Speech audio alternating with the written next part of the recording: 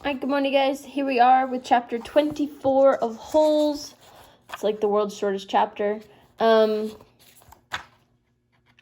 So we're kind of back to like how we were when we were learning about Stanley and his great-great-grandfather and the pig, and we were kind of going back and forth. Well, now we're going to do that and go back and forth between now at Camp Green Lake and what it was like when it was actually a lake. So we had just learned about Katherine Barlow, right, the teacher in the school, or the teacher in the town. And now we're going back to Stanley and his time. So here we go, chapter 24. Page 104. Sorry, my kitten is sad. Okay, here we go. Chapter 24, page 104. Stanley was half asleep when he got in line for breakfast, but the sight of Mr. Sir awakened him. The left side of Mr. Sir's face... Oh. You have to go down there, kitten. Sorry. She's a little needy. Here we go. All right, we're going to actually read now that the kitten is gone. The left side of Mr. Sir's face had swollen up to the size of half a cantaloupe, and there were 3 dark purple jagged lines running down his cheek where the warden had scratched him. The other boys in Stanley's tent had obviously seen Mr. Sir as well, but they had the good sense not to say anything. Stanley put a carton of juice and a plastic spoon on his tray. He kept his eyes down and hardly breathed as Mr. Sir scooped, some oatmeal-like stuff into his bowl. He brought his tray to the table. Behind him, a boy from one of the other tents said, "Hey, what happened to your face?" There was a crash. Stanley turned to see Mr. Sir holding the boy's head against the oatmeal pot. "Is there something wrong with my face?" The boy tried to speak, but couldn't. Mr. Sir had him by the throat. "Does anyone see anything wrong with my face?" he asked. Mr. Sir, as he continued to choke the boy. Nobody said anything. Mr. Sir let the boy go. His head banged against the table and he fell to the ground. Mr. Sir stood over him and asked, "How does my face look to you now?" A gargling sound came from the boy's mouth. Then he managed to gasp the word, "Fine." "I'm kind of handsome, don't you think?" "Yes, Mr. Sir." Out on the lake, the other boys asked Stanley what he knew about Mr. Sir's face, but he just shrugged and dug his hole. If he didn't talk about it, maybe it would go away. He worked as hard and as fast as he could, not trying to pace himself. He just wanted to get off the lake and get away from Mr. Sir as soon as possible. Besides, he knew he'd get a break. "Whenever you're ready, just let me know," Zero had said. The first time the water truck came, it was driven by Mr. Pendanski. The second time, Mr. Sir was driving. No one said anything except, "Thank you, Mr. Sir," as he filled each canteen. No one even dared to look at his grotesque face. Grotesque is like an awesome word for ugly and gross. As Stanley waited, he ran his tongue over the roof of his mouth and the inside his cheeks. His mouth was dry and as parched as the lake. The bright sun reflected off the side mirror of the truck, and Stanley had to shield his eyes with his hand. "Thank you, Mr. Sir," said Magnet as he took his canteen from him. "You thirsty, caveman?" said Mr. Sir. Asked Mr. Sir. "Yes, Mr. Sir," Stanley said, handing his canteen to him. Mr. Sir opened the nozzle, and the water flowed out of the tank, but it did not go into Stanley's canteen. Instead, he held the canteen right next to the stream of water. Stanley watched the water splatter on the dirt, where it was quickly absorbed by the thirsty ground. Mr. Sir let the water run for about 30 seconds, then stopped. "You want more?" he asked. Stanley didn't say anything. Mr. Sir turned the water back on, and again Stanley watched it pour onto the dirt. "There, that should be plenty." He handed Stanley his empty canteen. Stanley stared at the dark spot on the ground, which quickly shrank before his eyes. "Thank you, Mr. Sir," he said. Man, so Mr. Sir's blaming Stanley for his face. All right, so here we go, chapter 25, 107. So we're going back in time, back to when Green Lake was actually a lake. There was a doctor in the town of Green Lake 110 years ago, and his name was Dr. Hawthorne. And whenever people got sick, they would go see Doc Hawthorne. And they would also see Sam, the onion man. "Onions! Sweet fresh onions!" Sam would call as he and his donkey, Mary Lou, walked up and down the dirt roads of Green Lake. Mary Lou pulled a cart full of onions, and Sam's onion field was somewhere on the other side of the lake. Once or twice a week, he would row across the lake and pick a new batch to fill the cart. Sam had strong arms, but it would still take all day for him to row across the lake and another day for him to return. Most of the time, he would leave Mary Lou in the shed, which the walkers let him use at no charge. But sometimes he would take Mary Lou on his boat with him. Sam claimed that Mary Lou was almost 50 years old, which was, and still is, extraordinarily old for a donkey. "She eats nothing but raw onions," Sam would say, holding up a white onion between his dark fingers. "It's nature's magic vegetable. If a person ate nothing but raw onions, he would live to be 200 years old." Sam was not much older than 20, so nobody was quite sure that Mary Lou was really as old as he said she was. How would he know? Still, nobody ever argued with Sam, and whenever they were sick, they would go not only to Doc Hawthorne, but also to Sam. Sam would always give the same advice: eat plenty of onions. He said that onions were good for the digestion, which is your stomach, the liver, the stomach, the lungs, the heart, and the brain. If you don't believe me, just look at old Mary Lou here. She's never been sick a day in her life. He also had many different ointments, lotions, syrups, and pastes all made out of onion juice in different parts of the onion plant.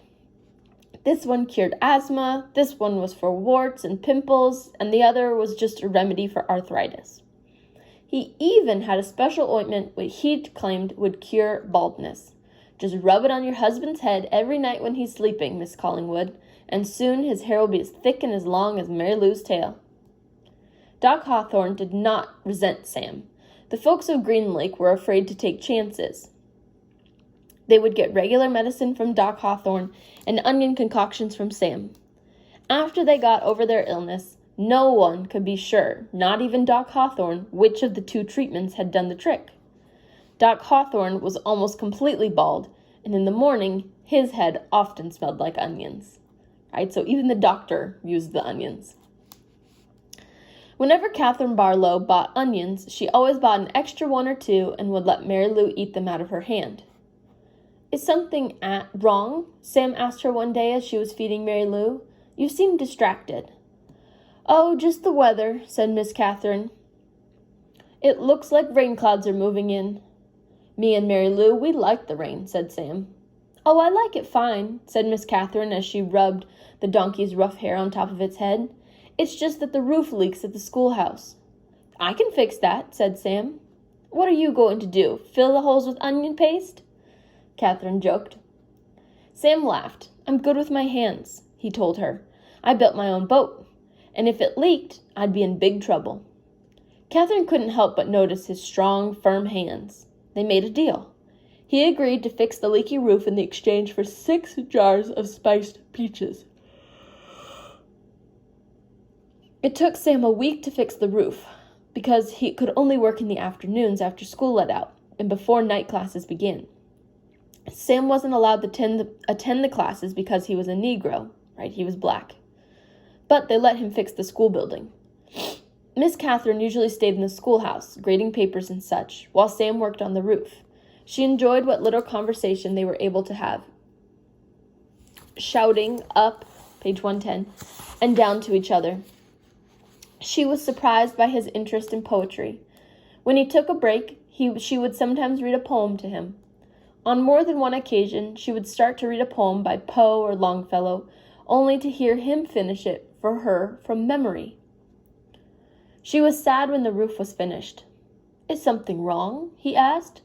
"No, you did a wonderful job," she said. "It's just that the windows won't open, and the children and I would enjoy a breeze now and then." "I can fix that," said Sam. She gave him 2 more jars of peaches, and Sam fixed the windows. It was easier to talk to him when he was working on the windows, and he told her about his secret onion field on the other side of the lake, where the onions grow all year round and the water runs uphill. When the windows were fixed, she complained that her desk was wobbly. "I can fix that," said Sam.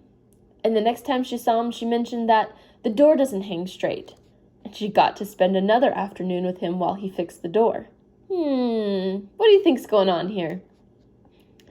By the end of the first semester, Onion Sam had turned the old rundown schoolhouse into a well-crafted, freshly painted jewel of a building that the whole town was proud of. People passing by would stop and admire it. "That's our schoolhouse." My goodness, guys, I'm so sorry why I yawn when I read out loud. It shows how much we value education here in Green Lake. The only person who wasn't happy with it was Miss Katherine. She'd run out of things that needed to be fixed. She sat at her desk one afternoon, listening to the pitter-patter of rain on the roof, and no water leaked into the classroom, except for only a few drops that came from her eyes. "Onions, hot, sweet onions," Sam called out on the street, and she ran to him. She wanted to throw her arms around him, but she couldn't bring herself to do it. Instead, she hugged Mary Lou's neck. "Is something wrong?" he asked her. "Oh, Sam," she said, "my heart is breaking." "I can fix that," said Sam. And she turned to him, and he took both of her hands and kissed her. Because of the rain, there was nobody else out on the street. And even if there was, Katherine and Sam wouldn't have noticed. They were lost in their own world. At that moment, however, Hattie Parker stepped out of the general store. And they didn't see her, but she saw them. And she pointed a quivering finger in their direction and whispered, "God will punish you." Why would God punish them for kissing? I want you to think about that for a bit. All right, we're still back in Katherine and Sam's time. So, chapter 26, page 112. There were no telephones, but word spread quickly throughout the small town. By the end of the day, everyone in Green Lake had heard that the school teacher had kissed the onion picker. Not one child showed up for school the next morning. Miss Katherine sat alone in the classroom and wondered if she had lost track of the day of the week. Lost my place completely. I looked at the phone. Perhaps it was Saturday. It wouldn't have surprised her. Her brain and heart had been spinning ever since Sam kissed her. She heard a noise outside the door, and suddenly a mob of men and women came storming into the school building. They were led by Trout Walker. And remember who Trout Walker is? Yeah, he's the guy who wanted to marry Katherine, or go on a date with Katherine, but she said no. And he didn't like that. "There she is!" Trout shouted. "The devil woman!" The mob was turning over desks and ripping down bulletin boards. "She's been poisoning your children's brains with books," Trout declared. They began piling all the books in the center of the room. "Think about what you're doing," cried Miss Katherine. And someone made a grab for her, tearing her dress, but she managed to get out of the building. She ran to the sheriff's office. The sheriff had his feet up on the desk and was drinking from a bottle of whiskey. "Morning, Miss Katherine," he said. "They're destroying the schoolhouse," she said, gasping for breath. "They'll burn it to the ground if someone doesn't stop them."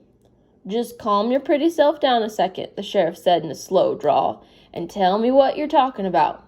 He got up from his desk and walked over to her.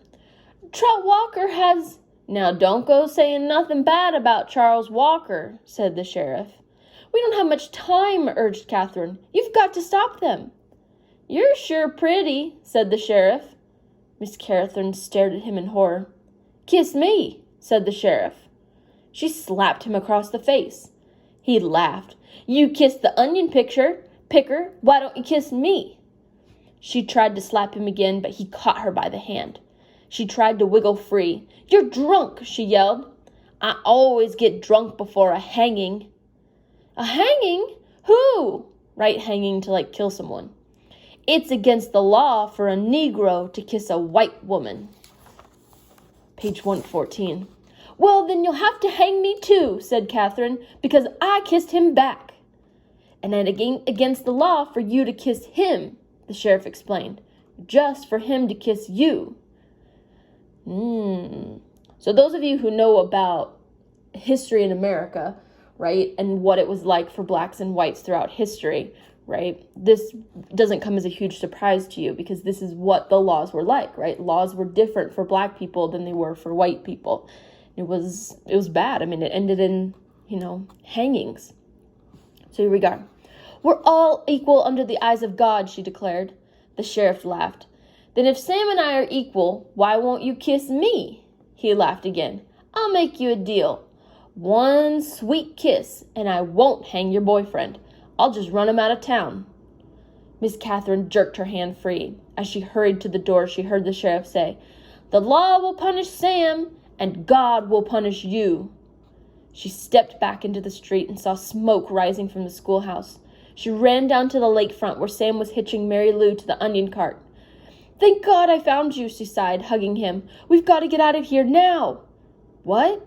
Someone must have seen us kissing yesterday, she said. They set fire to the schoolhouse, and the sheriff said he's going to hang you. Sam hesitated for a moment as if he couldn't quite believe it. He didn't want to believe it. Come on, Mary Lou. We have to leave Mary Lou behind, said Katherine.